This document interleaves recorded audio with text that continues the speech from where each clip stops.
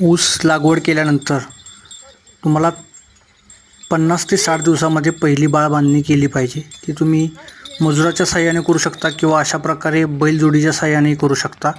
परंतु ते करताना तुम्हाला यामध्ये युरिया खत एक 20 किलो देणं गरजेचं आहे आणि DAP खत महत्त्वाचं आहे, जेणेकरून फुटवा योग्य होण्यासाठी तुम्हाला DAP खत हे 50 किलो दिलं पाहिजे.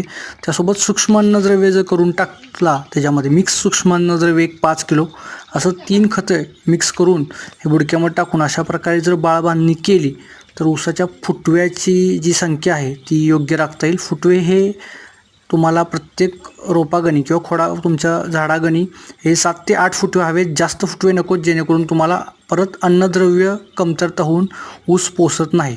तर तुम्ही कशाप्रकारे बाळबांधणी करता हे कमेंट बॉक्समध्ये टाका व कोणती वेगळी खते वापरतात का हेही तुम्ही कमेंट बॉक्समध्ये टाका.